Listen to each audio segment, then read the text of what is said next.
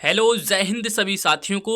तो क्या हाल है आपके? आई होप कि साथियों आप सब लोग अच्छे होंगे। तो साथियों आज की इस क्लास में हम यूपी पुलिस और यूपी एसआई और साथ ही यूपी ट्रिपल एस पेट वालों के लिए कुछ इंपोर्टेंट जीके के क्वेश्चन लेकर आए हैं। तो साथियों क्लास को लास्ट तक जरूर देखते रहना। चलिए साथियों आज की इस क्लास को स्टार्ट करते हैं फर्स्ट क्वेश्चन से।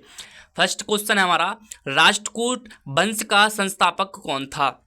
दंती दुर्ग, गोपाल, नागभट्ट या फिर विजयालय। तो साथी इस क्वेश्चन का बिल्कुल सही आंसर बताने की कोशिश करेंगे सभी साथी।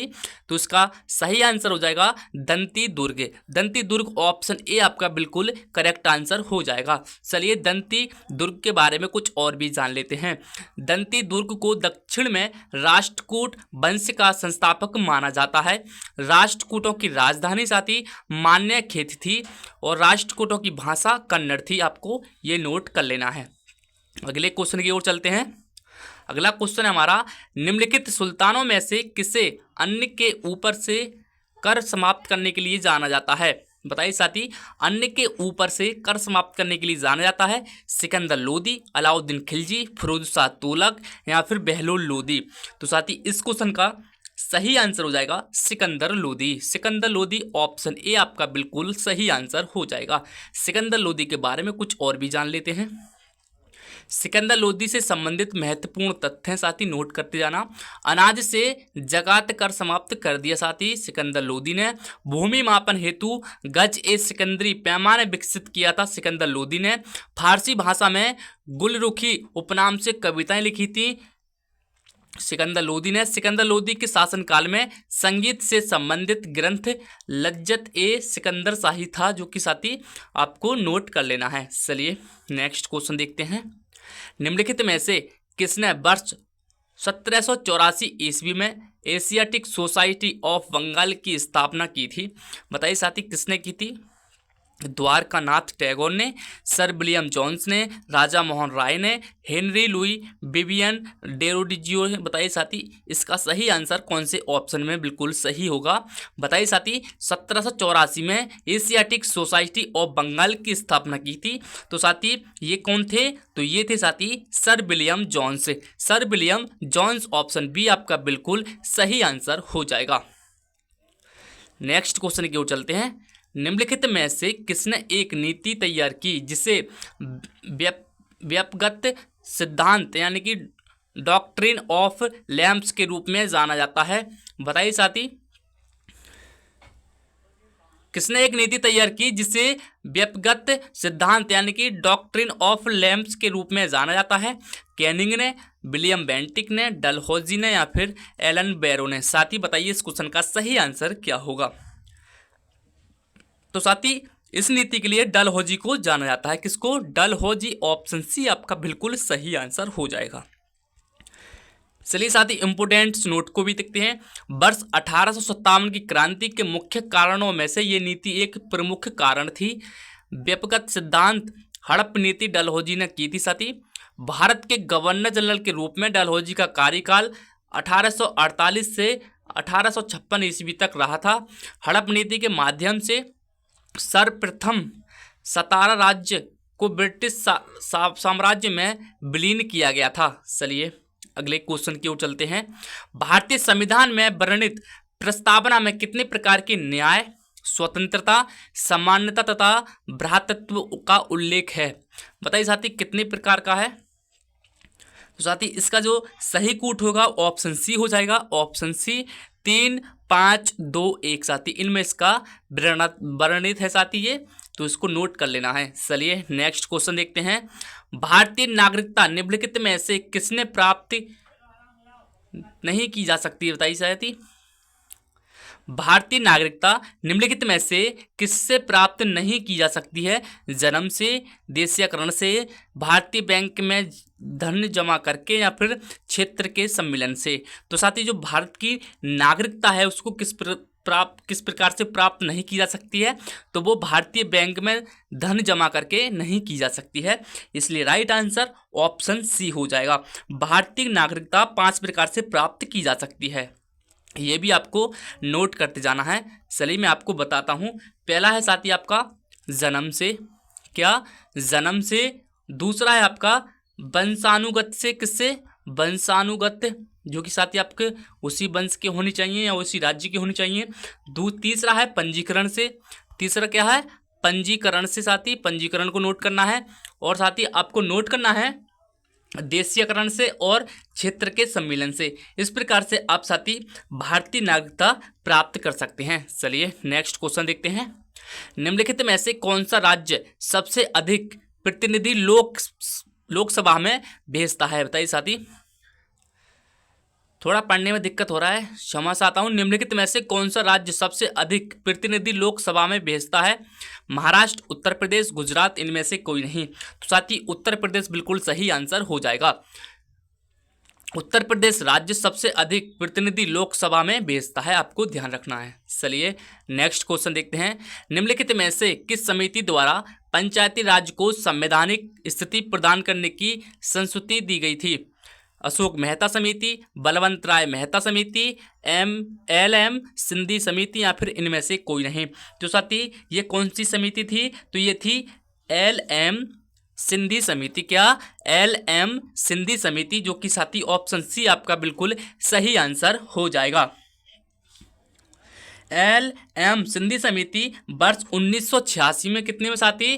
वर्ष 1986 में आपको नोट करना है। वर्ष 1986 में पंचायती राज को संवैधानिक स्थिति प्रदान करने की संस्तुति दी गई थी 1986 में। चलिए नेक्स्ट क्वेश्चन देखते हैं। निम्नलिखित में से भारतीय संविधान के किस अनुच्छेद के द्वारा भारत का राष्ट्रपति मूल अधिकारों के कार्यान्वयन को स्थगित कर सकता है? अनुच्छेद 20 तथा अनुच्छेद 21 के अतिरिक्त। इसके अलावा साथी बताइए। तो अनुच्छेद 359 को याद रखना है, अनुच्छेद 359 को याद रखना है। इसके राष्ट्रपति मूल अधिकारों के कार्यान्वयन का स्थगित कर सकता है अनुच्छेद 359 के तहत। सही है, ऑप्शन सी आपको नोट कर लेना है। चलिए नेक्स्ट क्वेश्चन देखते हैं। निम्नलिखित में से कौन सा फूल का नर हिस्सा होता है? कौन सा फूल का नर हिस्सा होता है? पुष्प योनि, वर्तिका, वर्तिकाग्र, या फिर पुष्प केसर। तो साथी पुष्प केसर is the correct answer this question. Option D आपका बिल्कुल सही आंसर हो जाएगा। कुछ और भी जानते हैं। पुंकेसर या पुष्प केसर पुष्प का नर भाग होता है तथा स्त्री केसर जयांग पुष्प का मादा भाग है जो अंडे बनाता है।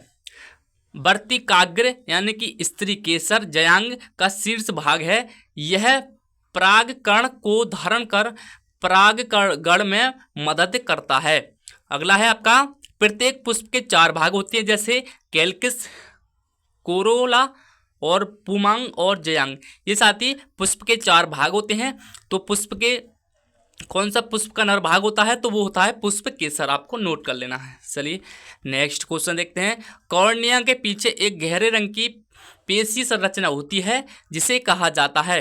तो साथी इसे कहा जाता है परितारिका। क्या? परितारिका यानी कि आइरिस इसको कहा जाता है। क्या? आइरिस इसको कहा जाता है। परितारिका बिल्कुल ऑप्शन सी आपका सही आंसर हो जाएगा। चलिए कुछ और भी जानते हैं। आंख में प्रकाश कॉर्निया से होकर प्रवेश करता है। नेत्रदान में कॉर्निया दान किया जाता है। अगला है परितारिका। परितारिका नेत्र की पुतली के व्यास को नियंत्रण करती है। रेटिना होता है, यह नेत्र गोलक का पश्च भाग होता है, इसको भी नोट कर लेना है। पुतली जो होती है, पुतली नेत्र में प्रवेश करने वाले प्रकाश की मात्रा को नियंत्रित करती है। चलिए अगले क्वेश्चन की ओर चलते हैं। भूकंप के दौरान कंपन को मापने के लिए किस यंत्र का उपयोग किया जाता है? जब साथी भूकंप आता है तो इसको मापने के लिए किस यंत्र का उपयोग किया जाता है? तो ये हो जाएगा सिस्मोग्राफ। क्या हो जाएगा साथी? सिस्मोग्राफ बिल्कुल सही आंसर हो जाएगा। सिस्मोग्राफ द्वारा भूकंपीय तरंगों का मापन किया जाता है। ऑप्शन सी आपका बिल्कुल सही आंसर हो जाएगा। चलिए इन सभी पैमाने के बारे में जानते हैं। जैसे कि सिस्मोग्राफ हो गया आपका भूकंप तरंगों का मापन यंत्र। इसी तरीके से आपकी एक रिएक्टर स्केल होती है। रिएक्टर स्केल द्वारा भूकंप की तीव्रता को मापा जाता है। रिएक्टर स्केल पर 0 से 10 तक के आधार पर मापा जाता है, इसको नोट कर लेना। अगला है आपका, एक होती है मर्केली स्केल। मर्केली स्केल का प्रयोग भूकंप की तीव्रता मापने के लिए किया जाता है। इसमें मापने के लिए 1 से 12 तक की संख्याएं होती हैं। इसके द्वारा भूकंप की तीव्रता को मापा जाता है। चलिए नेक्स्ट क्वेश्चन देखते हैं। नेक्स्ट क्वेश्चन है, निम्नलिखित में से कौन सा विटामिन सी का सर्वाधिक प्रचुर स्रोत है?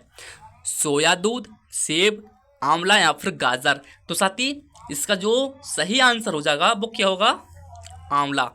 यानी कि विटामिन सी में साथी खट्टे चीज़ों की ज़्यादा जरूरत होती है, तो amla is the correct answer. Option C बिल्कुल सही आंसर हो जाएगा।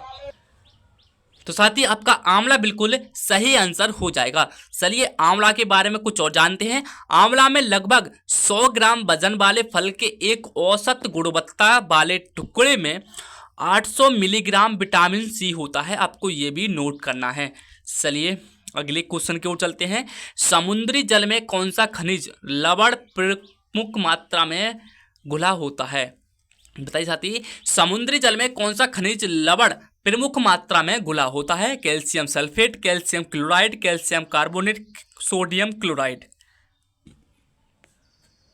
तो साथी इस क्वेश्चन का सही आंसर हो जाएगा सोडियम क्लोराइड। ऑप्शन डी बिल्कुल सही आंसर हो जाएगा।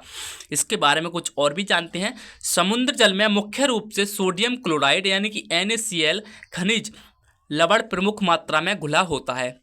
इसके अलावा समुद्री जल में magnesium chloride, magnesium sulphate, potassium chloride और कैल्शियम कार्बोनेट तथा मैग्नीशियम ब्रोमाइड जैसे लवण हमेशा पाए जाते हैं। इसको नोट कर लेना है, काफ़ी ज़्यादा आपके एग्जाम में हेल्प करेगा। चलिए साथी, तो बताना आज की इस क्लास में आपने लगभग 15 क्वेश्चन किए, तो 15 में से आपने कितने क्वेश्चनों का आंसर बिल्कुल सही दिया, इसका एक बार से कमेंट सेक्शन के अंदर जवाब जरूर देना। बाकी साथियों आज पढ़ने में थोड़ा दिक्कत हो रहा था, गले में प्रॉब्लम था, तो बाकी साथी आपको बताना क्लास किस लेवल की लगी, क्वेश्चन किस लेवल के थे, तो बताना किस तरीके से आपने इस क्लास को एंजॉय किया है। चलिए साथी मिलते हैं किसी नई क्लास के साथ, जब तक ले अपना ख्याल रखिए। जय हिंद, वंदे मातरम।